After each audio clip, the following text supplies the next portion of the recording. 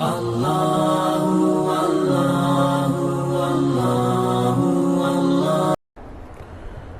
محمد و آل محمد صلوات.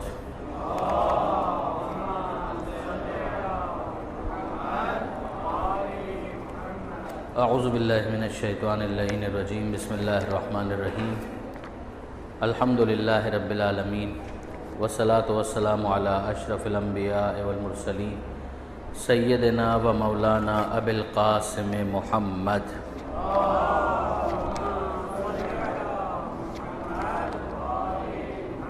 وأہل بیتہ الطیبین الطاہرین المعصومین المظلومین المنتجبین المنتخبین المیامین لا سیما للامام المنتظر والحجۃ الثانی عشر واللعنۃ الدائمۃ الباقیۃ علی اعدائہم اجمعین من یوم ظلمہم الی قیام یوم الدین.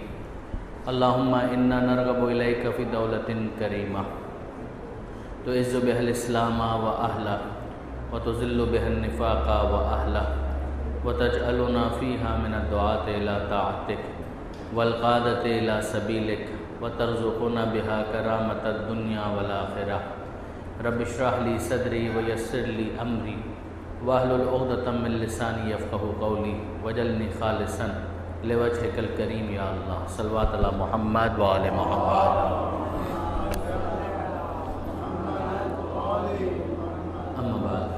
مومنین، آپ سب کی خدمت میں عمومی طور پر اور زمانے کے امام کی خدمت میں خصوصی طور پر ولادت باسعادت حضرت ثانیہ زہرا عقیلہ بنی ہاشم جناب زینب کبریٰ سلام اللہ علیہا کی مبارکباد.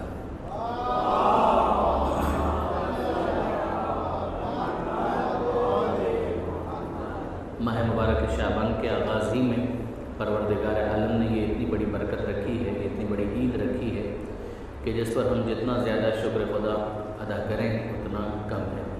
اس لیے کہ اس میں کوئی شک نہیں ہے کہ کربلا کی قربانی، کربلا کا امام حسین علیہ السلام کا کارنامہ شاید بالکل فراموش کر دیا جاتا، بھلا دیا جاتا اگر یہ منصوبہ پروردگار نہ ہوتا جو جناب زینب سلام اللہ علیہا کے ذریعے سے پروردگار عالم نے عملی طور پر کر کے دکھایا کہ مکروا و مکر اللہ واللہ خیر الماکرین، کہ لوگ اپنا مکر، اپنی سازشیں کرتے ہیں اور اللہ کی اپنی تدبیر ہے، اللہ کا اپنا ایک پلان ہے اور اللہ سب سے زیادہ بہتر تدبیر کرنے والا ہے. کہ کربلا کے واقعے کے بعد جہاں پر یزیدی فوج یہ سمجھ رہی تھی کہ شاید انہوں نے اسلام کے پیغام کو ختم کر دیا، اسلام کے پیغام کو بالکل تباہ کر دیا، وہیں پر اگر آپ انصافاً دیکھیں جو بعد کے نتائج نے، بعد کے واقعات نے ثابت کیا کہ اس موقع پر حسینی تبلیغ اپنے شباب پر تھی. جب دربار کوفہ کے اندر اور دربار شام کے اندر آل محمد کے گھرانے کی خواتین کو اور سید سجاد کو اسیر کر کے لایا جا رہا تھا تو بظاہر وہ لوگ یہ سمجھ رہے تھے کہ شاید وہ اسلام کے پیغام کو تباہ کرنے میں کامیاب ہو گئے، مگر حسینی تبلیغ اپنے عروج پر، اس موقع پر، اپنی پرائم پر تھی. اور اس موقع پر جس طریقے سے جناب زینب سلام اللہ علیہا نے امام حسین علیہ السلام کی ترجمانی کی ہے، جس طرح سے اسپوکس پرسن ہوتا ہے کہ جو بتاتا ہے کہ مقصد کیا تھا، تو جناب زینب سلام اللہ علیہا نے مختلف موقعوں پر جس طرح سے یہ ترجمانی کی ہے شاید اس کی کوئی دوسری مثال نہیں مل سکتی. کہ دربار ہو، مخالفین ہوں، غیر ہوں، نظریات سے بالکل متصادم فکر رکھنے والے افراد موجود ہوں اور ان کے سامنے ایک خاتون جو رسن بستہ ہو اور اپنے بھائی کی اتنی بڑی قربانی کا صدمہ اس کے دل پر موجود ہو اور پھر وہ پیغام کو بیان کرے کہ امام حسین علیہ السلام کا پیغام کیا تھا اور وہ بھی لہجہ علی میں پیغام کو بیان کرے، تو واقعاً شاید اس کی مثال ہمیں تاریخ کے اندر کوئی دوسری نہ مل پائے. یہ ایک بات. ماہ شعبان کے اندر آپ جانتے ہیں کہ دوسری بہت ساری مناسبتیں ہیں اور ماہ شعبان میں اس اعتبار سے کہ شہادت کی کوئی تاریخ نہیں، اس اعتبار سے کوئی غم کی تاریخ بھی موجود نہیں ہے. ماہ مبارک رجب کے اندر بھی خوشیوں کی بہت ساری تاریخیں ہیں، مگر وہیں پر ہم جانتے ہیں کہ 2 سے 3 شہادتیں تو ہمارے بالکل سامنے ہیں اور ان کی وجہ سے بہرحال ایک سوگواری کی فضا ماہ رجب کے اندر بھی کہیں کہیں ہمیں دکھائی دیتی ہے. اور پھر 28 رجب کی جو تاریخ آتی ہے اس میں پھر روانگی اہل حرم کا تذکرہ پھر ماحول کو سوگوار بناتا ہے. شعبان کا مہینہ اس اعتبار سے منفرد ہے کہ اس کے اندر شہادت کی کوئی تاریخ نہیں ہے، غم کی کوئی تاریخ نہیں ہے، خوشیوں ہی کی تاریخیں اس کے اندر موجود ہیں.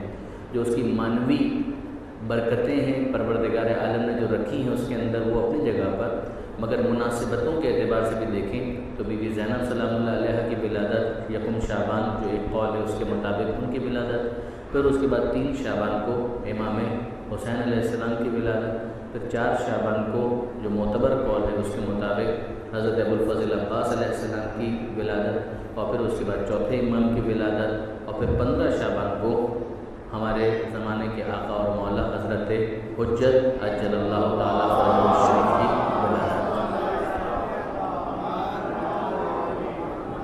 تو یہ سب مناسبتیں مل کر اس مہینے کو، جو اس کی برکتیں ہیں، جو اس کا نور ہے، اس میں اور زیادہ اضافے کا باعث بنتی ہے، اور اس اعتبار سے ماہ مبارک شعبان ان مناسبتوں کے اعتبار سے بھی بہت زیادہ نکھر کر اور ابھر کر ہمارے سامنے آتا ہے۔ پھر کچھ اور ہستیاں کہ جن کو اصطلاحاً ہم 14 معصومین میں شمار نہیں کرتے، مگر اس کے باوجود بھی عصمت صغریٰ پر ان کا فائز ہونا اپنی جگہ پر بہت زیادہ قابل توجہ ہے۔ اس میں جناب شہزادہ علی اکبر علیہ السلام، جناب شہزادہ قاسم علیہ السلام، ان ہستیوں کے بارے میں بھی اقوال یہی ہیں کہ ان کی ولادت بھی شعبان کے مہینے میں ہوئی۔ پھر کچھ کنجیکچرز بھی ہیں کہ جن کے ذریعے تاریخوں کی تعین کرنے کی کوشش کی گئی ہے، مگر اس بحث میں ہم نہ بھی پڑھیں تو ماہ شعبان کے حوالے سے بہرحال بہت زیادہ امکان ہے کہ ان ہستیوں کی ولادت بھی اسی میں ہوئی۔ اب آئیے تھوڑا سا ہم اپنی بحث کو آگے لے کر چلتے ہیں۔ اس مہینے کی حیثیت ماہ مبارک رجب کے بعد اس طرح کی ہے کہ گویا کچھ تیاری ہم کر چکے، کچھ تیاری کرنی ہے تاکہ ماہ رمضان میں بھرپور طریقے سے داخل ہو سکے۔ جو عام طور پر آپ نے علماء سے، ذاکرین سے، خطباء سے یہ سنا ہوگا کہ ایک نئی پریکٹس ہے جو ماہ مبارک رمضان کی پروردگار عالم ان مہینوں کے اندر کروانا چاہتا ہے، رجب کے مہینے میں بھی اور شعبان کے مہینے میں بھی۔ رجب کے مہینے میں روزے رکھنے کی بہت زیادہ تاکید ہے، اسی طریقے سے شعبان کے مہینے میں بھی بہت زیادہ تاکید ہے کہ روزہ رکھا جائے۔ ابھی کچھ حدیثیں بھی اس حوالے سے میں آپ کے سامنے پیش کروں گا۔ اسی طریقے سے رجب کے مہینے میں استغفار کی بہت زیادہ تاکید ہے، یہی تاکید ہمیں شعبان کے مہینے میں بھی نظر آتی ہے۔ رجب کے مہینے میں صدقہ، انفاق کرنا، خدا کی راہ میں کچھ نہ کچھ دو، اس کی بہت زیادہ تاکید ہمیں دکھائی دیتی ہے۔ ویسی ہی تاکید شعبان کے مہینے میں بھی ہمیں نظر آتی ہے۔ اور اسی طریقے سے جس طرح سے رجب کے مہینے میں ایک اہم رات پروردگار عالم نے رکھی، شب 27 رجب، کہ جس میں جاگ کر عبادت کرنے کی تاکید ہے، ویسی ہی ایک رات پروردگار نے ماہ مبارک شعبان کے اندر بھی رکھی، نیمہ شعبان یا 15 شعبان کی رات، کہ اس میں جاگ کر عبادت کرو۔ محسوس ہوتا ہے کہ ماہ مبارک رمضان کے روزوں، ماہ مبارک رمضان کا صدقہ، ماہ مبارک رمضان کا استغفار، ماہ مبارک رمضان میں صدقہ دینا، ان تمام تر چیزوں کی ہمیں پریکٹس کروائی جا رہی ہے رجب اور شعبان میں۔ اب جو جب جاگا تب سویرا، یعنی جس کی جب آنکھ کھلی اس وقت سے وہ اس کو شروع کرے۔ اگر کسی نے رجب کا مہینہ مس کر دیا ہے تو اب شعبان کا مہینہ ایک دوسری اپارچونٹی موجود ہے۔ ایک ہمیں باقاعدہ ایک حدیث کے اندر بھی یہ ملتا ہے کہ جب کسی نے اس بات پر افسوس کیا کہ میں رجب کے روزے نہیں رکھ پایا تو اس وقت امام نے یہی کہا کہ تم شعبان کے روزوں سے کیوں غفلت کرتے ہو؟ شعبان کے روزے تو تمہارے اختیار میں ہیں۔ اب بالفرض مثلاً شعبان کے مہینے کو بھی انسان اپنی آنکھ سے ضائع ہوتے ہوئے دیکھے اور پھر شعبان کے بھی اختتام پر یہ کہے کہ مجھ سے شعبان بھی مس ہو گیا، تو بہتر یہی ہے کہ جب جاگے تب سویرا۔ فرض کیجئے کہ کسی کو رمضان کے مہینے میں ہی خیال آیا تو بغیر پریکٹس کے بھی میچ تو کھیلنا ہے، وہ میچ جو پروردگار عالم نے کھلانے کا فیصلہ کیا ہے وہ میچ تو کھیلنا ہے ماہ مبارک رمضان کا۔ اس سے پہلے انسان تیاری کر لے تو بھرپور طریقے سے اس میچ کے لیے جو ماہ مبارک رمضان میں خدا نے رکھا ہے تیاری ہو جائے گی، ورنہ بہرحال ماہ مبارک رمضان کی اس عبادت کو تو انجام دینا ہے۔ آئیے ذرا سا دیکھیں کہ کیا اس حوالے سے معصومین کا بیان ہے۔ یہ میں عرض کر چکا کہ یہ 3-4 چیزیں تو اس کو ہائی لائٹ کر لیا جائے، روزہ، استغفار، صدقہ، یہ 3 چیزیں بہت زیادہ اہم ہیں۔ اسی میں تلاوت قرآن، اس کو بھی آپ ملا لیجیے، تو یہ 3 سے 4 چیزیں اہم ہیں۔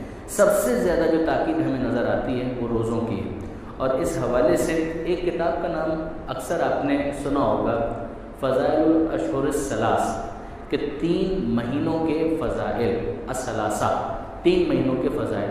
یہ شیخ صدوق کی تعریف ہے۔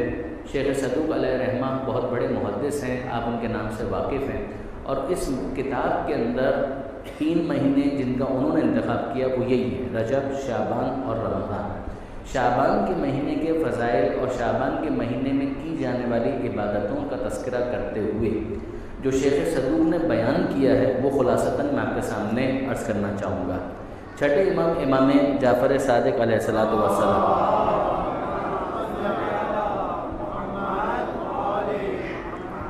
چھٹے امام فرماتے ہیں کہ ان صیام شہر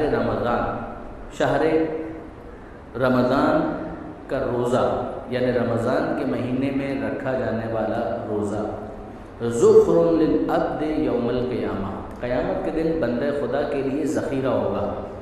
قیامت کے دن رمضان کا رکھا ہوا روزہ ذخیرہ ہوگا، یعنی وہ اسے دیکھے گا ایک خزینے کے طور پر، ایک خزانے کے طور پر، ایک ذخیرے کے طور پر ملاحظہ کرے گا۔ پھر فرماتے ہیں وَمَا مِنْ عَبْدٍ، کوئی ایسا بندہ نہیں ہے جو شعبان کے مہینے کے اندر کثرت کے ساتھ روزہ رکھے اور اسے پروردگار عالم یہ عطا نہ کرے۔ وہ کیا چیزیں ہیں کہ جو شعبان کے روزوں کی کثرت سے انسان کو حاصل ہوتی ہے؟ وہ یہ 3 چیزیں ہیں۔ الا اصلح اللہ امر معیشتہ، نمبر 1 اللہ اس کی روزی کے مسئلے کی اصلاح کرے گا۔ جو اس کی روزی کے اندر کمی کا مسئلہ اگر ہے تو پروردگار عالم اس روزی کے مسئلے کا حل کرے گا ماہ مبارک شعبان کے روزوں کی کثرت کی وجہ سے۔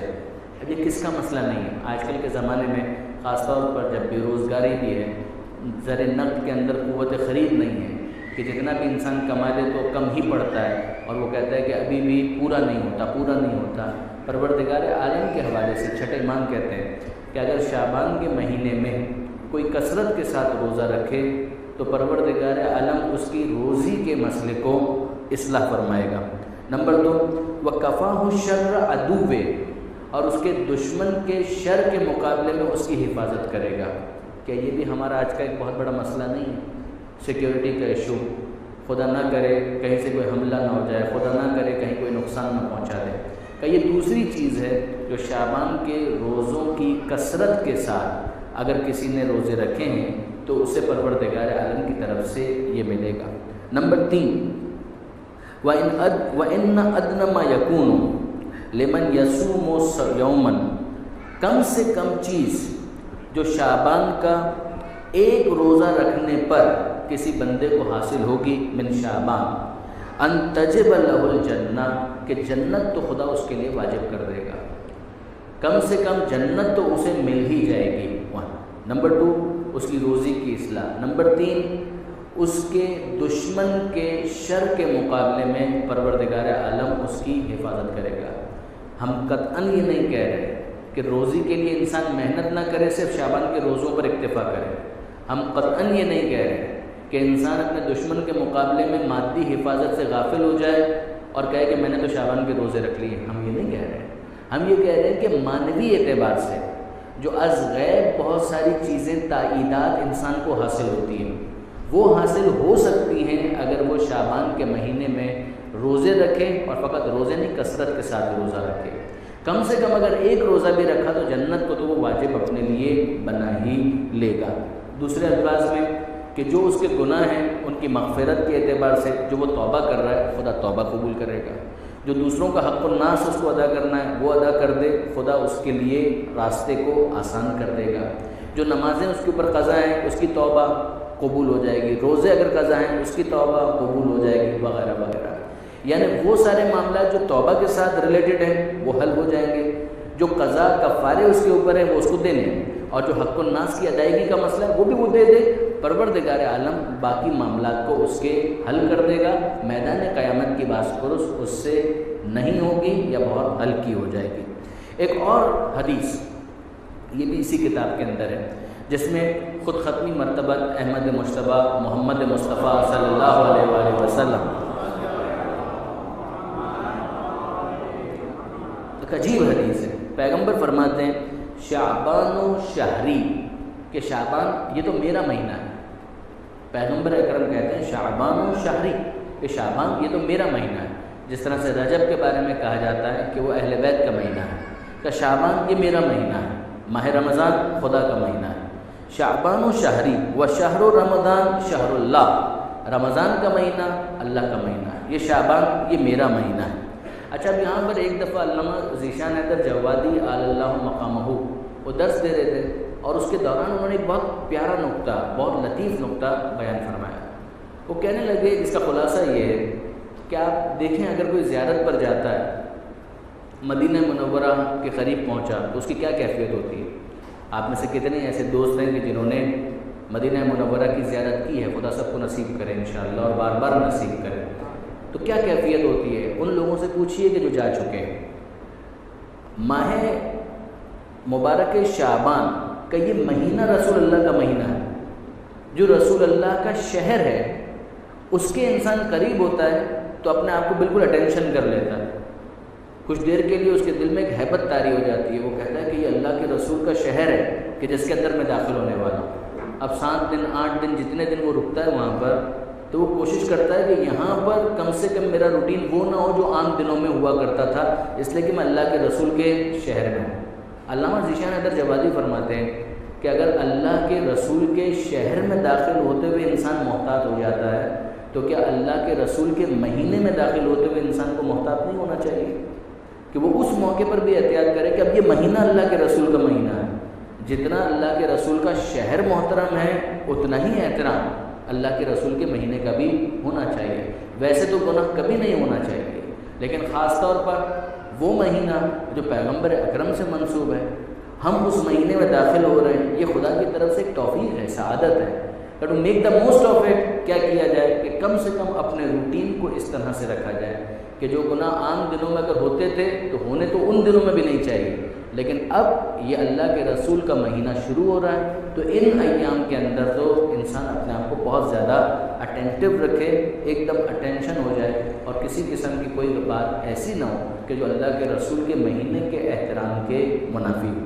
فرماتے ہیں کہ شعبان و شہری، شعبان یہ تو میرا مہینہ ہے، وہ شہر رمضان شہر اللہ، اور یہ جو رمضان کا مہینہ اس کے بعد آئے گا وہ اللہ کا مہینہ ہے۔ فمن صام یومن من شہری، میرے مہینے میں اگر کسی نے ایک روزہ رکھا، یا آپ دیکھیں بار بار پیغمبر اکرم میرا مہینہ میرا مہینہ، کہ اگر اس میرے مہینے میں کسی نے ایک روزہ بھی رکھا، کنت شفیعہ یوم القیامہ، میں قیامت کے دن اس کی شفاعت کا ذمہ دار ہوں، میں قیامت کے میدان میں اس کی شفاعت کروں گا۔ ومن صام یومین من شہری، اور اگر میرے مہینے کے اندر کسی نے 2 روزے رکھے، غفر اللہ لہ ما تقدم من ذنبہ وما تأخر، تو ان 2 روزوں کا ثواب یہ ملے گا کہ اللہ اس کے اگلے پچھلے سارے گناہوں کی مغفرت کر دے گا۔ ومن صام 3 ایام من شہری، اور اگر میرے اس مہینے کے اندر کسی نے 3 روزے رکھے، قیل لہ استأنف العمل، تو اسے کہا جائے گا نئے سرے سے اعمال شروع کرو، پچھلا جو ہوا اسے بھول جاؤ۔ یہ انداز ہوتا ہے، اس کا یہ مطلب نہیں ہے کہ انسان اپنے گناہوں کے اوپر جسور ہو جائے، مگر اتنا تو سمجھ میں آ رہا ہے کہ کچھ بہت زیادہ ایکسٹرا آرڈنریلی پروردگار عالم اپنے بندوں کو اپنے رسول کے مہینے کے اندر ٹریٹ کرنا چاہتا ہے۔ ایک خاص ہی انداز ہے کہ جس کے ذریعے سے خدا سیلیبریٹ کرنا چاہتا ہے۔ استأنف العمل، کہ 3 روزے رکھ لیے، اب تو عمل نئے سرے سے شروع کرو، جو گزر گیا اس کو بھول جاؤ، جسٹ لائک کہ ابھی تمہاری ولادت ہوئی ہے۔ تو کچھ اس کے اندر ہڈن میسج ایسا ہے۔ ایک صاحب تقوی انسان کو جسور نہیں ہونا چاہیے، مگر اس خوشخبری کو بھی درک کرنا چاہیے جو پروردگار عالم کے رسول نے اس حدیث کے اندر بیان فرمائی ہے۔ ہمارے 8ویں امام علی رضا علیہ السلام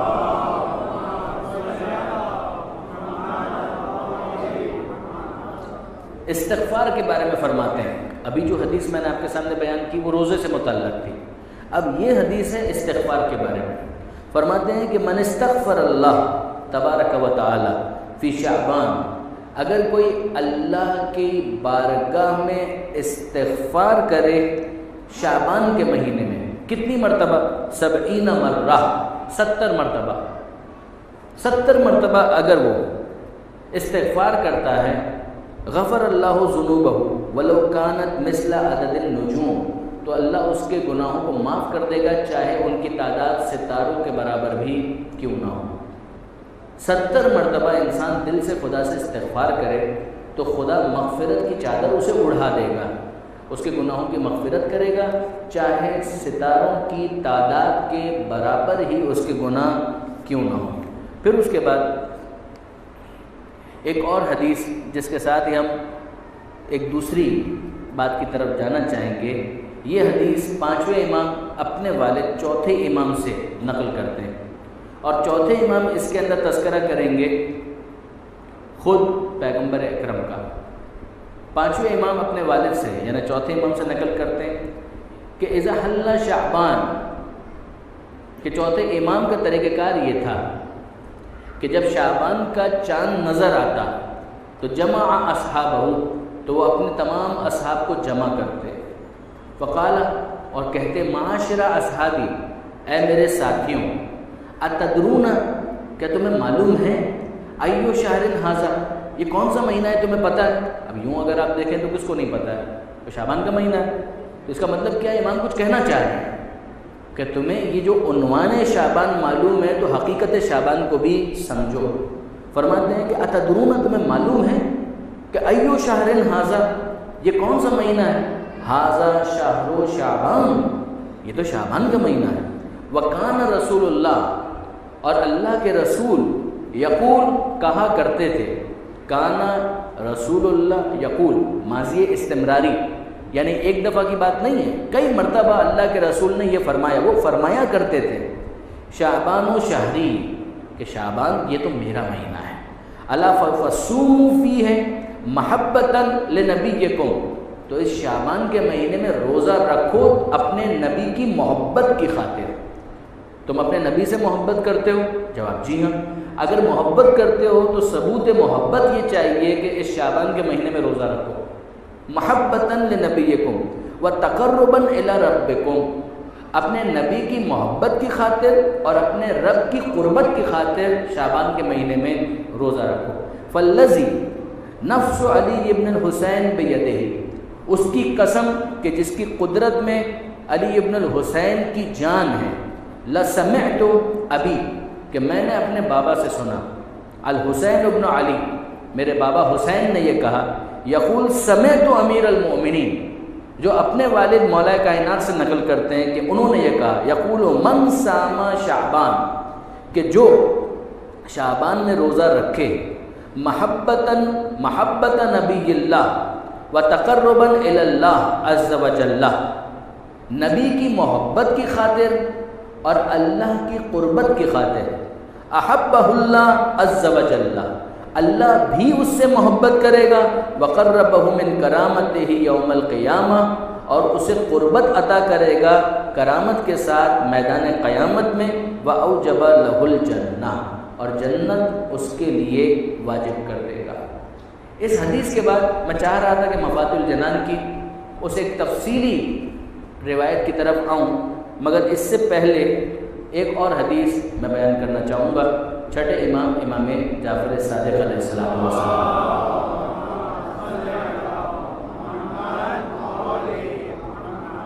فرماتے ہیں، چھٹے امام، من صام اول یوم من شعبان وجبت لہ الجنہ، اگر کسی نے شعبان کے پہلے دن روزہ رکھا، وجبت لہ الجنہ، جنت اس کے لیے واجب ہے۔ اچھا، اگر ہم کرنا چاہیں تو یہ کر سکتے ہیں، جیسے کہ 30 دن کے لیے الگ الگ آیا ہوا ہے۔ ایک حدیث اس قسم کی بھی ہے کہ امیر المومنین نے پیغمبر اکرم سے کہا، اے اللہ کے رسول کچھ ایسا بیان کریں کہ جس کی وجہ سے رغبت بڑھ جائے شعبان کی عبادت کی۔ جس کے بعد پیغمبر اکرم نے 1 سے لے کر 30 تک کہ پہلی شعبان کو روزہ رکھو یہ ثواب، دوسری شعبان کو روزہ رکھو یہ ثواب، یہاں تک کہ 30 دنوں کا پیغمبر اکرم نے بیان کیا، مگر وہ اس وقت میں بیان نہیں کر رہا۔ ذرا اس حدیث کو سنیے، اس کا اختتام بڑا عجیب ہے۔ اس حدیث کا اس کے اندر کچھ عجیب ایسا کہہ دیا چھٹے امام نے جو تعویل کی ضرورت محسوس کرتا ہے، جو خود شیخ صدوق نے اور دیگر علماء نے پھر اس کی تشریح بھی کی۔ فرماتے ہیں کہ من صام اول یوم من شعبان، شعبان کے پہلے دن، پہلی شعبان اگر کسی نے روزہ رکھا، وجبت لہ الجنہ، جنت اس کے لیے واجب۔ ومن صام یومین، اور اگر کسی نے 2 دن روزہ رکھا، نظر اللہ علیہ فی کل یوم و لیلہ، تو اللہ اس پر نظر ڈالے گا ہر دن اور ہر رات، فی دار دنیا، دنیا کے اندر. ابھی دنیا سے گئے نہیں ہیں، دنیا میں نگاہ خاص پروردگار کی اسے حاصل ہو جائے گی. اب اس نظر کو اگر آپ اس طرح سے کنفیوز کریں گے کہ مثلا میں اس وقت آپ کو دیکھ رہا ہوں تو پیچھے نہیں دیکھ رہا، ایک یہ ہوتا ہے دیکھنے کا انداز، وہ تو خدا کے لیے محال ہے. پروردگار عالم سے کچھ چھپا ہوا نہیں ہے، وہ تو سبھی کو دیکھ رہا ہے.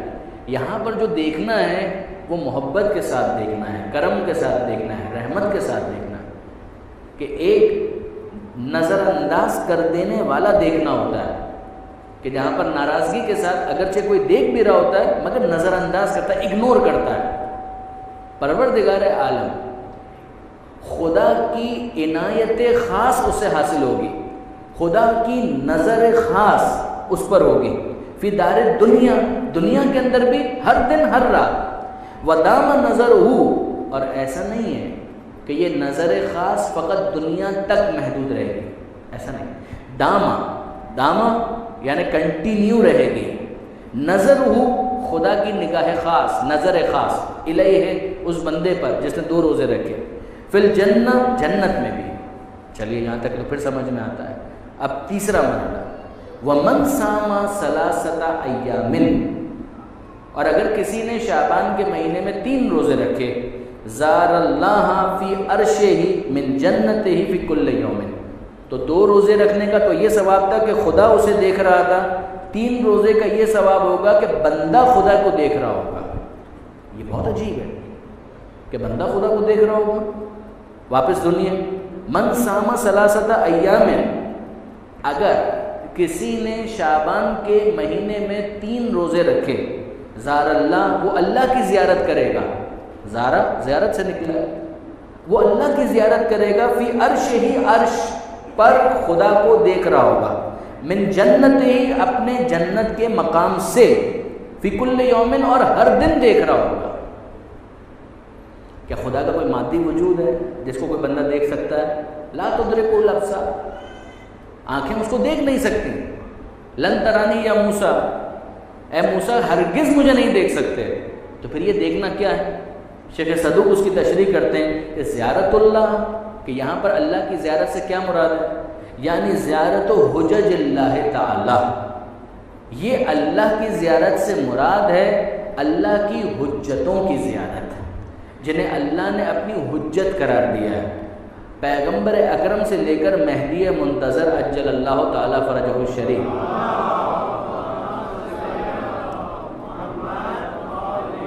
فمن زارہم فقط زار اللہ، اس لیے کہ جنہوں نے ان کو دیکھا گویا انہوں نے خدا کو دیکھا. جن کو دیکھ کر خدا کی یاد آ جائے. آل محمد، پیغمبر اکرم، ان کا مرتبہ اور اسٹیٹس یہی ہے. من یطع الرسول فقط اطاع اللہ، جس نے اللہ کے رسول کی اطاعت کی اس نے گویا اللہ کی اطاعت کی. خود قرآن کی آیت ہے.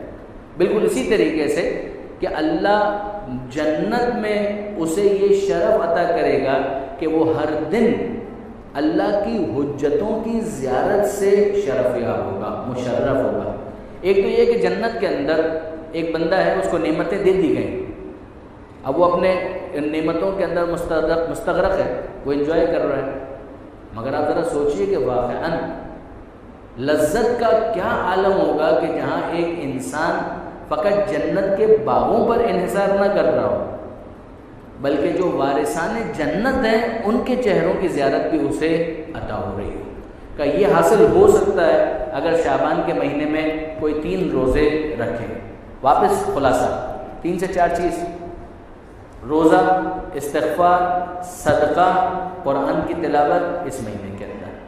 یہ تو ہوا. اب آئیے ایک حدیث کی طرف جو خاص پہلے شعبان کے حوالے سے.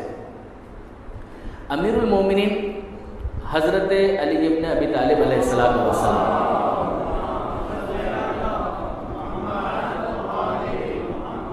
میں پہلے اس کا خلاصہ عرض کر دوں، اس کے بعد ہم تیزی کے ساتھ اس حدیث کو پڑھ لیں. یہ مفادی کے اندر موجود ہے. پہلی شعبان کا دن، اس کے ماتحت شیخ عباس قمی نے اس کو نقل کیا ہے کیس کیا ہے؟ کیس یہ ہے کہ حضرت امیر المومنین نے مسجد میں چند افراد کو دیکھا کہ وہ افراد آپس میں بیٹھ کر تو تکار کر رہے تھے، بحثہ بحثی کر رہے تھے. ایک کہہ رہا تھا یوں، دوسرا کہہ رہا تھا یوں. اچھا، ایک اکیڈمک ڈسکشن ہوتا ہے، وہ برا نہیں ہے، بحث مباحثہ بہت اچھا ہوتا ہے اگر اس کو ایک طریقے سے کیا جائے تو اس کے بھی آداب ہیں. جادلہم باللتی ہی احسن، ان کے ساتھ جدال کرو اچھے طریقے سے. ایک جدال، ایک بحث وہ ہے کہ جس کا کوئی اکیڈمک پرپز نہیں ہے، ڈومیننٹ ہونا مقصد ہے، سامنے والے کا کریکٹر اسیسینیشن. اچھا، پھر ایک بحث وہ ہے کہ جو واقعی ڈومین بنتا ہے، وہ آپ کے جورسڈکشن کے اندر آتا ہے. ایک بحث وہ ہے جو آپ کے جورسڈکشن میں نہیں آتا، یعنی وہ آپ کا ڈومین نہیں بنتا کہ جس کے اندر آپ بحث کریں. اب مثال کے طور پر MBBS کے 4 سال کی بحث اگر فرض کیجیے انٹر کا ایک اسٹوڈنٹ کر رہا ہے دوسرے اسٹوڈنٹ کے ساتھ، اور دونوں بحثہ بحثی کر رہے ہیں، وہ ایسا ہے، وہ ایسا ہے، وہ ایسا ہے، تو بابا یہ آپ کا لیول نہیں بنتا ہے کہ آپ اس بحث کو اپنے لیے قرار دیں. اپنا ٹائم ضائع کر رہے ہیں. آپ اپنے لیول کی بحث کریں تو اچھا ہے. تو کچھ تو اخلاقی مسائل ہیں بحث کے حوالے سے، اگر ان کا خیال نہ رکھا جائے تو وہ بحث بیکار بحث بن جاتی ہے. اخلاقی مسائل جس میں مقصد ہے سامنے والے کی کردار کشی، لیگ پولنگ، کریکٹر اسیسینیشن، ایک یہ مسئلہ ہے. دوسرا مسئلہ یہ ہے کہ وہ آپ کا ڈومین بھی بنتا ہے کہ نہیں بنتا. آپ پورے اخلاق کے ساتھ بھی اگر بحث کر رہے ہیں مگر وہ آپ کا ڈومین ہی نہیں بن رہا تو اٹکل چل رہا ہے، یعنی تکے لگ رہے ہیں. وہ ایک بول رہا ہے، دوسرا دوسری بول رہا ہے، وہ اپنی اپنی بولے جا رہے ہیں، نہ اس کے پاس کوئی دلیل محکم ہے نہ اس کے پاس کوئی دلیل محکم موجود ہے. تو جو کرنے کا کام ہے وہ آپ نہیں کر رہے، اور جو آپ کا ڈومین نہیں ہے اس کے اندر آپ ٹانگ اڑا رہے ہیں. تو اب کیا ہوگا؟ اس کا نتیجہ کیا نکلے گا؟ کوئی کنسٹرکٹیو بحث نہیں ہے. بحث کا موضوع کیا تھا؟ امیر المومنین نے ان لوگوں کو کس موضوع پر بحث کرتے ہوئے دیکھا؟ قضا اور قدر. قضا اور قدر.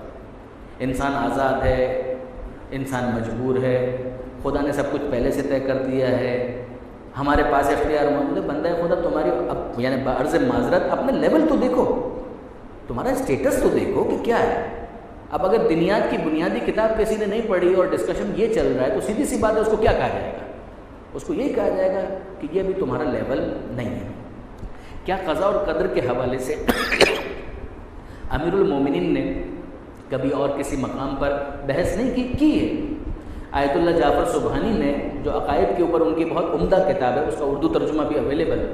میں اپنے نوجوان دوستوں کو ہائیلی ریکمنڈ کرتا ہوں کہ اس کتاب کو وہ ضرور پڑھیں، جو عقائد کے اوپر آیت اللہ جعفر سبحانی کی کتاب ہے.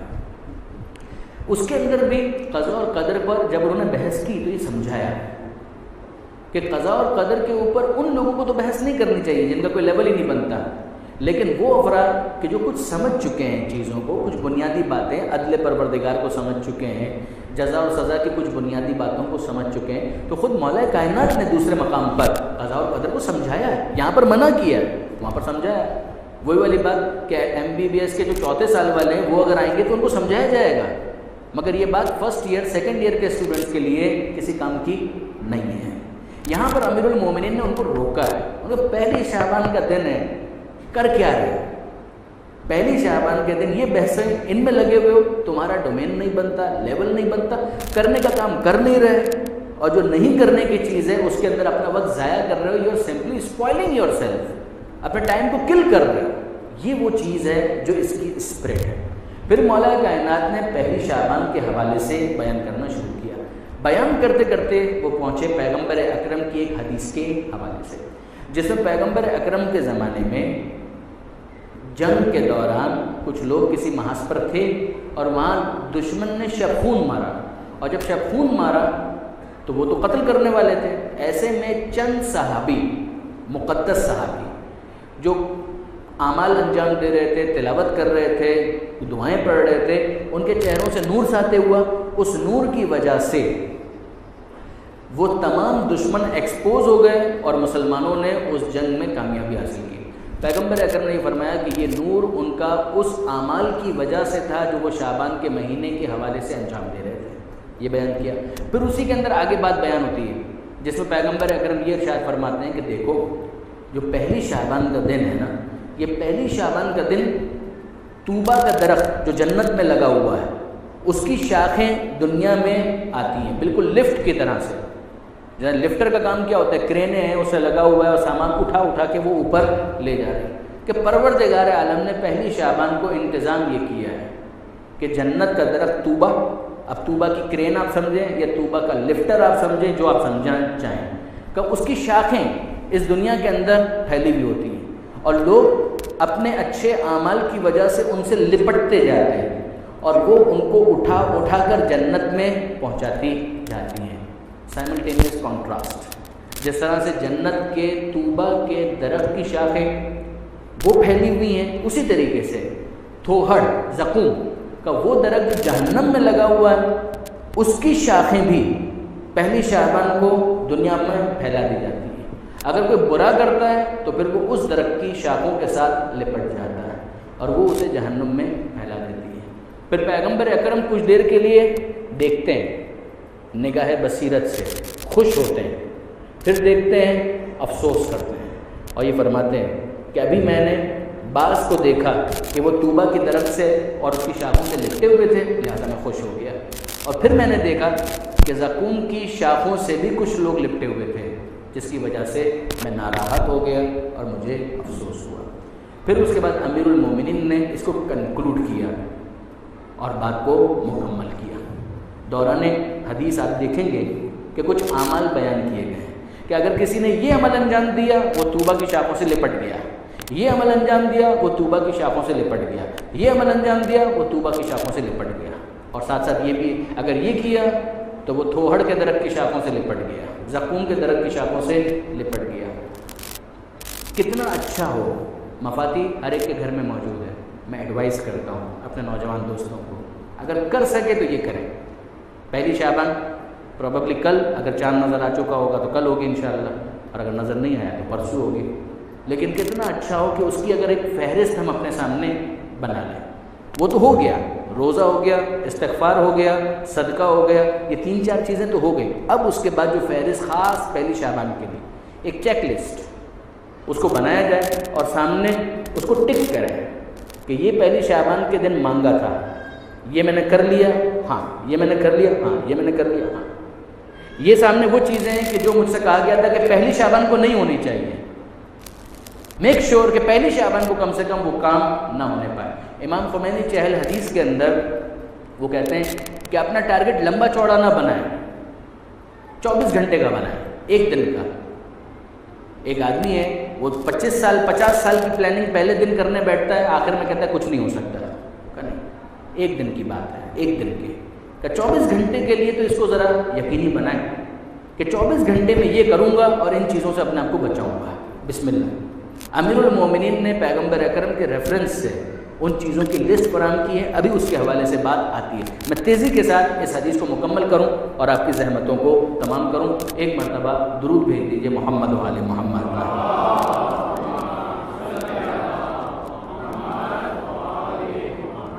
یکم شعبان چند افراد مسجد میں بیٹھے قضاء اور قدر کے مسئلے پر بحث و تکرار کر رہے تھے، بلند آوازوں میں بول رہے تھے۔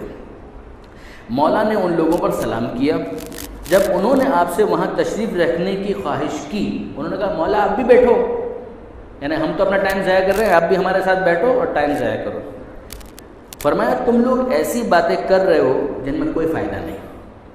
آیا تم نہیں جانتے کہ خدا کے ایسے بندے بھی ہیں جو صرف خوف خدا سے خاموشی اختیار کرتے ہیں، لیکن وہ بولنے سے قاصر نہیں ہوتے، ان کے پاس بولنے کے لیے بہت کچھ ہوتا ہے۔ بات یہ ہے کہ جب ان کے دلوں میں عظمت خداوندی کا تصور آتا ہے تو ان کی زبانیں چپ ہو جاتی ہیں اور ان کی عقلیں حیران رہ جاتی ہیں۔ پھر جب وہ اپنی حالت میں آتے ہیں تو خود کو بارگاہ الہی میں گنہگار اور خطا کار سمجھتے ہوئے آہیں بڑھتے ہیں، جبکہ وہ گناہوں سے مبرہ ہوتے ہیں۔ ان الفاظ کو مارک کریں، وہ گناہوں سے مبرہ، گناہ نہیں کیا ہوتا ہے، مگر جو کچھ بھی کیا ہوتا ہے وہ اتنا کم لگتا ہے عظمت پروردگار کے سامنے کہ وہ کہتے ہیں کہ یہ تو گناہ ہی ہوا، کہ حق تو یہ ہے کہ حق ادا نہ ہو سکا، کہ ہم میں تقصیر اور کوتاہی ہے، ان کا یہی خیال ہوتا ہے۔ ہر وقت وہ عمل خیر میں مشغول رہتے ہیں۔ یہ وہ لوگ ہیں کہ اگر ان کی طرف نظر کی جائے تو پتہ لگتا ہے کہ وہ حالت خوف میں عبادت میں کھڑے ہیں، ان کا اضطراب ظاہر ہے۔ ان لوگوں کے مقابلے میں تم کہاں ہو؟ وہ ایسے ہیں، تم کیا کر رہے ہو؟ کیا تم نہیں جانتے کہ سب سے بڑا عقل مند وہ ہے جو زیادہ تر خاموش رہے، اور سب سے بڑا جاہل وہ ہے جو بہت زیادہ باتیں کرتا ہو، بس بولے جا رہا ہے، موقع ہو نہ ہو، موقع بے موقع بولے جا رہا ہے۔ اے نادان اور کم سمجھ لوگوں، آج شعبان کی پہلی تاریخ ہے اور خدا تعالیٰ نے اس کا نام شعبان اس لیے رکھا کہ اس میں نیکیاں عام کر دی جاتی ہیں، حسنات کے دروازے کھل جاتے ہیں اور جنت کے محلات بہت سستی قیمت پر اور سہل تر اعمال سے حاصل ہو جاتے ہیں۔ ہول سیل لگی ہے بابا، کوئی قیمت ہی نہیں ہے، ڈراپ کر دیا 50% ڈسکاؤنٹ، 80% ڈسکاؤنٹ، اور کیا لے گا؟ بالکل وہی انداز جس طرح سے مارکیٹنگ کے موقع پر آپ دیکھتے ہیں کہ فری میں تو کوئی بھی کچھ نہیں دیتا ہے، یہاں پر تو ایسا لگتا ہے کہ جیسے بس ذرا سا کچھ کرو اور بہت کچھ حاصل ہو جائے۔ فرماتے ہیں بس عبادت کر کے انہیں خرید لو۔ شیطان ابلیس نے برائیوں کو تمہارے لیے پسندیدہ بنا دیا ہے، تم گمراہی، نافرمانی اور سرکشی میں پڑے ہو، شیاطین کی بدیوں اور برائیوں کی طرف متوجہ ہو، شعبان کی خوبیوں اور اچھائیوں سے تم نے منہ موڑا ہوا ہے، جبکہ خدا کی طرف سے حسنات اور خیرات کا دروازہ کھلا ہوا ہے۔ آج یکم شعبان ہے، اس کی حسنات و خیرات میں نماز، روزہ، امر بالمعروف، نہی عن المنکر، یہ وہ فہرست ہے جس کی طرف میں کہہ رہا تھا، والدین، ہمسائے، اقربا سے حسن سلوک، والدین، ہمسائے، اقربا، رشتہ داروں سے حسن سلوک، آپس کے اختلافات دور کرنے، فقراء اور مساکین کے لیے صدقہ و خیرات کرنا ہے، یہ ہیں وہ کام جو کرنے کے۔ ادھر تم ہو، تمہارا ٹاپک کیا ہے؟ قضاء اور قدر کی بحث میں الجھے ہوئے ہو کہ جس کا تمہیں حکم نہیں دیا گیا کہ اس پر بات کرو، یہ تمہارا ٹاپک نہیں بنتا۔ جن باتوں سے تمہیں منع کیا گیا ہے ان میں مشغول ہو، خبردار رہو کہ جو راز الہی کے کھولنے میں کوشاں ہوگا وہ برباد ہو جائے گا۔ آج کے دن اطاعت کرنے والوں کے لیے خدا نے جو کچھ مہیا فرمایا ہے، اگر تمہیں اس کا علم ہو جائے تو یقیناً تم ان بیکار بحثوں کو چھوڑ کر احکام خدا کی طرف متوجہ ہو جاؤ گے۔ ان سب نے عرض کیا، اب وہ سمجھنے والے تھے، غلطی کا احساس ہوا تو اب امیر المومنین سے کہتے ہیں خدا تعالیٰ نے اطاعت گزاروں کے لیے کیا کچھ مہیا فرمایا ہے۔ تب امیر المومنین نے اس لشکر کا قصہ بیان کیا۔ فرماتے ہیں رسول اللہ نے کفار سے جنگ کے لیے ایک لشکر بھیجا، کافروں نے ان پر شبخون مارا، جبکہ وہ ایک تاریک ترین رات تھی، سبھی مسلمان سو رہے تھے۔ اس لشکر میں سے صرف 4 افراد جاگ رہے تھے، ان میں سے ہر ایک اپنے لشکر کے ایک کونے پر تلاوت، ذکر اور نماز میں مشغول تھا۔ یہ 4 افراد کون تھے؟ جناب زید بن حارثہ، عبداللہ بن رواحہ، قتادہ بن نعمان اور قیس بن عاصم رضی اللہ تعالی عنہم اجمعین۔ یہ سب افراد تھے۔ جب دشمن نے مسلمانوں پر سوتے میں حملہ کر دیا تو شبخون قریب تھا کہ وہ سب کے سب مارے جاتے، لیکن اچانک ان 4 کے چہروں سے نور کی کرنیں پھوٹ نکلی، سارا میدان روشن ہو گیا۔ سب سے بڑا تو مسئلہ یہی ہوتا ہے تاریکی، کوئی سمجھ میں نہیں آ رہا اپنا کون، غیر کون، کون کہاں پر کھڑا ہے۔ اسی روشنی میں مسلمان سنبھلے، دیکھ بھال کر دشمن کا مقابلہ کرنے لگے۔ اس نور کو دیکھ کر ان کے حوصلے اور بھی بڑھ گئے، وہ اور زیادہ کریجیس ہو گئے۔ انہوں نے دشمنوں کو تلواروں پر رکھ لیا، حتیٰ کہ بہت سے مارے گئے، بہت سے زخمی اور اسیر ہوئے۔ جب یہ فاتح لشکر واپس آیا تو یہ ماجرا رسول اللہ صلی اللہ علیہ وآلہ وسلم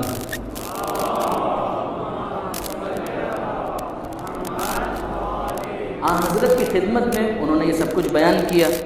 آپ نے فرمایا کہ یہ نور تمہارے ان بھائیوں کے ان اعمال کی برکت سے ظاہر ہوا جو اس رات وہ یکم شعبان کے سلسلے میں انجام دے رہے تھے۔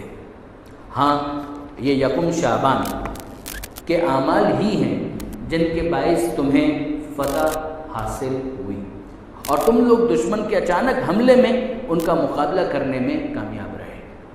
پھر حضرت نے ایک ایک کر کے یکم شعبان کے اعمال کا ذکر فرماتے ہوئے کہا، جب یکم شعبان کا دن آتا ہے تو شیطان اپنے گماشتوں سے کہتا ہے ہر طرف پھیل جاؤ، لوگوں کو اپنی طرف بلاؤ، خدا سے انہیں دور کرو، جبکہ خدائے رحمان اپنے ملائکہ سے فرماتا ہے آج شعبان کی پہلی ہے، تم ہر طرف پھیل جاؤ، میرے بندوں کو میری طرف بلاؤ، انہیں نیکی کی طرف راغب کرو تاکہ وہ سب باسعادت اور نیک بخت بن جائیں۔ یہ ہے خدا کی محبت۔ خدا اپنے بندوں کو محبت کے ساتھ بلانا چاہتا ہے، انہیں سعادت مند بنانا چاہتا ہے۔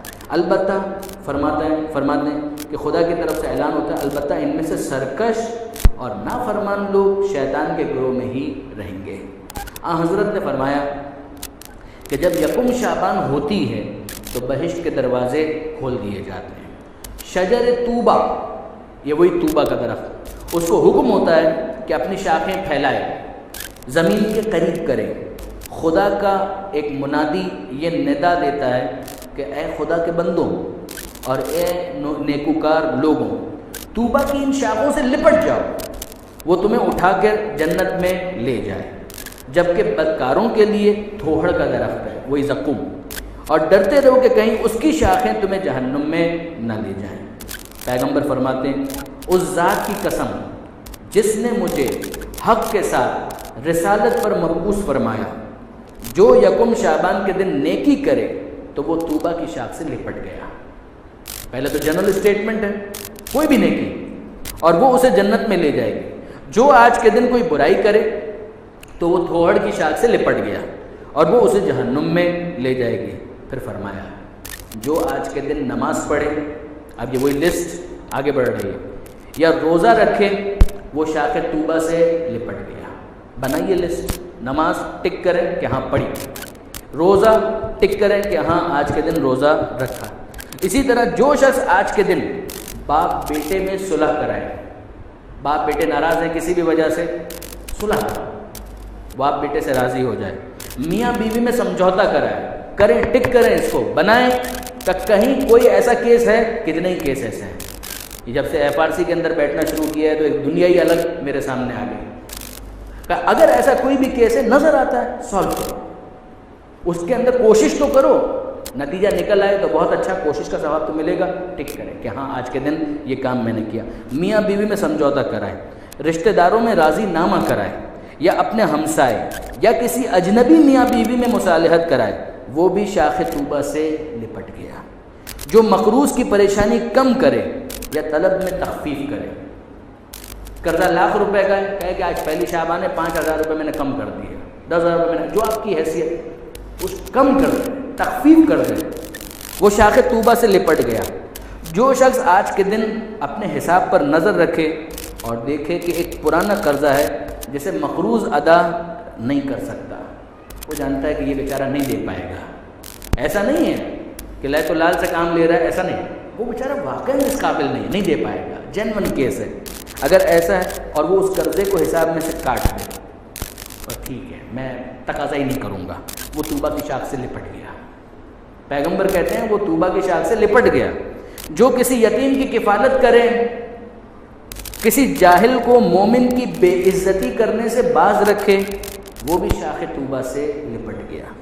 جو قرآن کی تلاوت کرے، مریض کی عیادت کرے، شاخ طوبہ سے لپٹ گیا۔ خدا کا ذکر کرے، خدا کی نعمتوں کا نام لے کر اس کا شکر ادا کرے، تھوڑی دیر کے لیے بیٹھے کھڑے، کیا کیا نعمتیں ہیں خدا کی، 1 2 3 4 5 الحمدللہ الحمدللہ الحمدللہ، یوں کرے، نام لے کر یاد کرے، وہ بھی شاخ طوبہ سے لپٹ گیا۔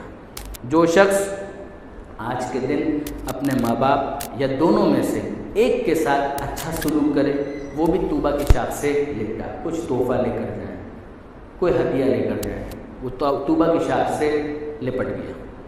جو اس سے پہلے کسی کو غضبناک کر چکا ہو، آج اسے راضی اور خوش کر دے، وہ بھی طوبہ کی شاخ سے لپٹ گیا۔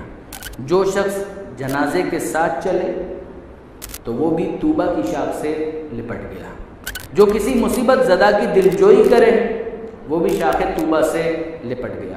اور جو شخص آج کے دن کوئی بھی نیک کام کرے، وہ شاخ طوبہ سے لپٹ گیا۔ جنرلائز اسٹیٹمنٹ تھا اسٹارٹ میں، وہیں پر بات ختم ہوئی۔ کوئی بھی نیکی کرے، اس لیے تو ہم نے بتایا کہ کوئی بھی نیکی کرے، وہ طوبہ کی شاخ سے لپٹ گیا۔ اس کے بعد رسول اللہ نے فرمایا مجھے اس ذات کی قسم جس نے مجھ کو رسالت پر مامور کیا. اب وہ تھوہڑ کی طرف سے لپٹنے والے بھی تو ہوں گے. وہ کون ہے؟ جو شخص آج کے دن شر یا بدی کا کوئی بھی کام کرے، وہ زقوم تھوہڑ کی شاخوں سے لپٹ گیا، جہنم کے درخت سے، اور وہ اسے جہنم کی طرف کھینچ کر لے جائیں گے. پھر فرمایا کہ قسم ہے مجھ کو اس ہستی کی جس نے مجھے پیغمبر قرار دیا، جو شخص آج کے دن واجب نماز میں کوتاہی کرے، اسے ضائع کر دے، وہ زقوم کی شاخ سے لپٹ گیا. جس کے پاس کوئی فقیر ناتواں آئے، جس کی حالت کو یہ جانتا بھی ہے، پتہ ہے کہ یہ پروفیشنل بیگر نہیں ہے، عادی بخاری نہیں ہے، بیچارہ مستحق ہے، اس کی حالت کو بدل بھی سکتا ہے، خود اس کو کچھ ضرر بھی نہیں پہنچتا اس کی مدد کرنے میں، نیز اس غریب کی مدد کرنے والا کوئی دوسرا شخص بھی نہ ہو. اگر وہ اس کو اسی حالت میں چھوڑ دے اور وہ ہلاک ہو جائے تو یہ مدد نہ کرنے والا زقوم کی شاخوں سے لپٹ گیا. جس کے سامنے کوئی بدکار آدمی معذرت کرے، سوری بولے، اور پھر بھی وہ اس کو اس کی برائی کی سزا سے کچھ زیادہ سزا دے، یہ بھی زقوم کی شاخوں سے لپٹ گیا. جو شخص آج کے دن میاں بیوی یا چغل خوروں کے لیے میاں بیوی یا باپ بیٹے یا بھائی بھائی یا بھائی بہن یا کسی قریبی رشتہ دار یا ہمسائے یا دوستوں میں جدائی اور غلط فہمی پیدا کرے، یہ چغل خور یہ بھی زقوم کی درخت سے اور اس کی شاخوں سے لپٹ گیا، جس کا کام ہی یہ ہے کہ جدا کروائے. جو شخص کسی تنگ دست پر سختی کرے کہ جس کی حالت کو جانتا ہے اور اس کی مصیبت میں اپنے غصے سے اور بھی اضافہ کرے، فرماتے ہیں وہ بھی زقوم کی شاخوں سے لپٹ گیا. جس پر کسی کا قرض ہو اور یہ اس کا انکار کر دے، اپنی عیاری سے اس قرض کو باطل ٹھہرا دے، کوئی قرض بس کچھ نہیں ہے میرا، میرے اوپر تمہارا، ایسے جھوٹے کے لیے بھی فرماتے ہیں کہ یہ بھی زقوم کی شاخوں سے لپٹ گیا. جو شخص کسی یتیم کو اذیت دے، اس پر ستم توڑے، اس کے مال و متاع کو ضائع کر دے، وہ بھی زقوم کی شاخوں سے لپٹ گیا.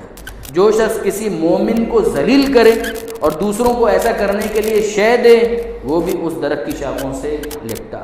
جو شخص اس طرح گانا گائے کہ لوگ اس کے گانوں سے گناہوں میں مبتلا ہوں، وہ بھی زقوم کی شاخوں سے لپٹ گیا.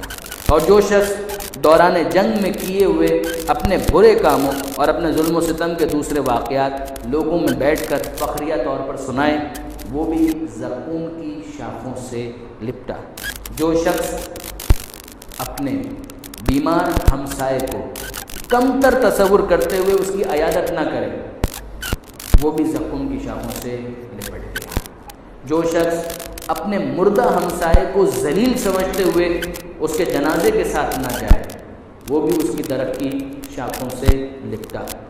جو شخص کسی ستم رسیدہ سے بے رخی برتے اور اسے پست خیال کرتے ہوئے اس پر سختی کرے، وہ بھی زقوم کی شاخوں سے لپٹا.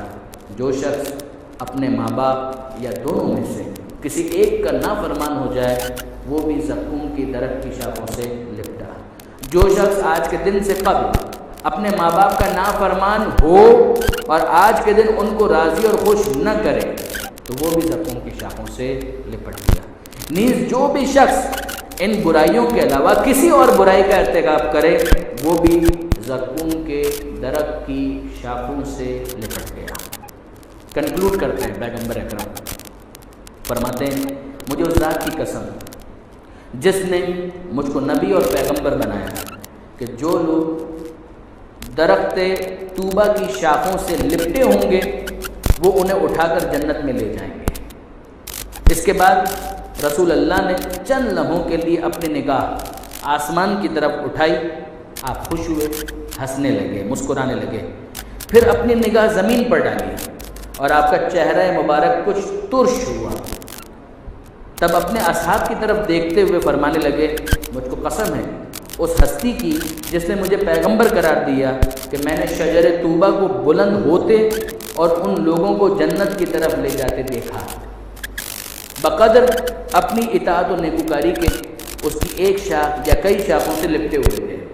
میں نے دیکھا کہ زید بن حارثہ اس کی کئی شاخوں سے چمٹے ہیں اور وہ ان کو درخت کے مقام جنت کے مقام اعلیٰ علیین کی طرف بلند کرتی جا رہی ہیں۔ یہ دیکھ کر میں خوش ہوا اور ہنسا۔ پھر میں نے زمین پر نظر ڈالی تو قسم ہے اس ہستی کی جس نے مجھ کو نبی بنایا، میں نے درخت زقوم کو دیکھا کہ اس کی شاخیں نیچے کو جا رہی ہیں اور لوگ باندازہ اپنی برائیوں کے اس کی ایک یا کئی شاخوں سے لپٹے ہوئے ہیں، وہ ان کو جہنم کے سب سے نچلے طبقے کی طرف لے جا رہی ہے۔ اس سے میرے چہرے پر بیداری کے آثار ظاہر ہوئے۔ بس آخری بات جس کی طرف متوجہ کروں، بات کو مکمل کر دیں۔ آپ نے نوٹ کیا کہ پیغمبر اکرم نے طوبہ کے درخت کا جب تذکرہ کیا تو نام لیا کہ زید بن حارثہ، ایک مثال کے طور پر ہی صحیح مگر نام دیا۔ زقوم کا جب تذکرہ کیا تو نام نہیں لیا۔ پیغمبر اکرم بھی زیادہ اسی بات کو پسند کرتے ہیں کہ جو نیکی کرنے والے ہیں ان کی شہرت زیادہ ہو۔ اگر کوئی برائی کرنے والا ہے تو جب تک وہ اپنی برائی کو خود آشکار نہ کرے اس کے اوپر پردہ پڑا رہنے دیا جائے۔ برا کام جتنا برا ہوتا ہے اس سے زیادہ برا اس کی اشاعت کا سامان ہوتا ہے۔ ایک برا کام جو انسان تنہائی میں کرتا ہے یہ اس کا اور خدا کا معاملہ ہے۔ ایک برا کام جو وہ اعلانیہ کرتا ہے، اب یہ برا کام فقط برا نہیں رہتا، اعلان بغاوت بن جاتا ہے کہ مجھے اس بات کی کوئی پرواہ نہیں ہے کہ کتنے ہی افراد مجھے دیکھتے ہیں اور اس برے کام کو اپنے لیے ایک role model, negative role model کے طور پر لیتے ہیں۔ پروردگار عالم سے دعا کرتے ہیں، مالک تجھے واسطہ محمد والے محمد کا، جو ماہ مبارک رجب میں کچھ کوتاہی ناقص عبادتیں ہم نے انجام دی، اے پروردگار ان ناقص عبادتوں کو اپنی بارگاہ میں شرف قبولیت عنایت فرما۔ اے پروردگار ماہ شعبان کی آمد ہے، ہم گنہگار ہیں، پھر کچھ کوشش کریں گے ناقص عبادتیں تیری بارگاہ میں پیش کرنے کی کوشش، ہم کیا ہماری عبادتیں کیا، تو کامل تیری رحمت کامل، اپنی حجتوں کے صدقے میں ہماری ناقص عبادتوں کو اپنی بارگاہ میں کامل کی صورت میں قبول فرما۔ اے پروردگار ان عبادتوں کے ذریعے سے ماہ مبارک رمضان کے لیے ہمیں آمادہ اور تیار ہونے کی توفیق عطا فرما۔ اے پروردگار پہلی شعبان کو وہ تمام اعمال کہ جن کے ذریعے سے طوبہ کی شاخوں سے وابستہ ہو کر جنت کا اہل بننے کا شرف حاصل ہو سکے ہمیں توفیق عطا فرما۔ اور اے پروردگار زقوم کی شاخوں سے دور رہتے ہوئے اور گناہوں سے اپنے آپ کو بچانے کی توفیق عطا فرما۔ اے مالک بیماروں کو شفا عطا فرما، بے روزگاروں کو رزق حلال عطا فرما، جو بے اولاد ہیں انہیں اولاد صالح عطا فرما، جو صاحبان اولاد ہیں انہیں اولاد کی صحیح تربیت کی توفیق عطا فرما، جو بے روزگار ہیں انہیں عزت کی روزی عطا فرما، جو برسر روزگار ہیں ان کے رزق میں برکت اور کثرت عطا فرما۔ آل محمد کے ماننے والے چاہنے والے جہاں کہیں بھی آباد ہیں ان کی جان مال عزت و آبرو کی حفاظت فرما۔ اے پروردگار تجھے واسطہ محمد و آل محمد کا، وطن عزیز پاکستان کو استحکام عطا فرما، وطن عزیز سے ہر قسم کی داخلی خارجی پریشانی کو دور فرما، وطن عزیز سے اور پوری دنیا سے دہشت گردی کا خاتمہ فرما۔ اے پروردگار ہمارے شہداء کو سید الشہداء کے ساتھ معشور فرما۔ اے پروردگار ہمارے شہداء کے قاتلوں کو نیست و نابود فرما۔ اے پروردگار ہمارے دشمنوں کی جمعیت کو درہم برہم کر دے۔ اے پروردگار جس طرح سے پہلی شعبان کے اعمال سے ان صحابہ کرام کی مشکل دور ہوئی، اسی طرح سے پہلی شعبان کے اعمال کر کے ہمیں بھی دشمنوں کے مقابلے میں حفاظت نصیب فرما۔ اے پروردگار تجھے واسطہ محمد و آل محمد کا، تمام علماء کرام مراجع اعظام مقام معظم رہبری اور انقلاب اسلامی کی حفاظت فرما۔ اس انقلاب کو زمانے کے امام کے انقلاب سے متصل فرما، اس انقلاب کے دشمنوں کو نیست و نابود فرما۔ اے پروردگار تجھے واسطہ محمد و آل محمد کا، ہمیں اپنے آقا اور مولا زمانے کے امام کا وفادار رہنے کی توفیق عطا فرما۔ اے پروردگار امام زمانہ کے دشمنوں جھوٹے امامت کے دعوے داروں سے ہر طرح بیزار رہنے کی ہمیں توفیق عطا فرما۔ اے پروردگار اپنے زمانے کے امام کا وفادار رہتے ہوئے ان کی بارگاہ میں خدمت کرتے ہوئے جام شہادت پینے کی ہمیں توفیق عطا فرما۔ حضرت کے ظہور میں تعجیل فرما، ہمیں ان کے اعوان و انصار میں شمار فرما۔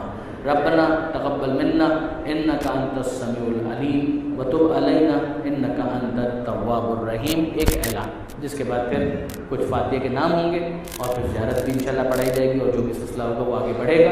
ایک کتابچہ آپ کے درمیان اعمال ماہ شعبان ہی کے حوالے سے تقسیم کیا جائے گا، ایک پاکٹ سائز، تاکہ آپ جیب میں رکھ سکیں اور اس کو بعد میں ریفرنس کے طور پر یوز کر سکیں۔ جو اگلا سارا معاملہ ہے وہ انشاءاللہ ابھی آگے بڑھے گا. ایک مرتبہ درود بھیجیے محمد و آل محمد. اللهم صل على محمد وآل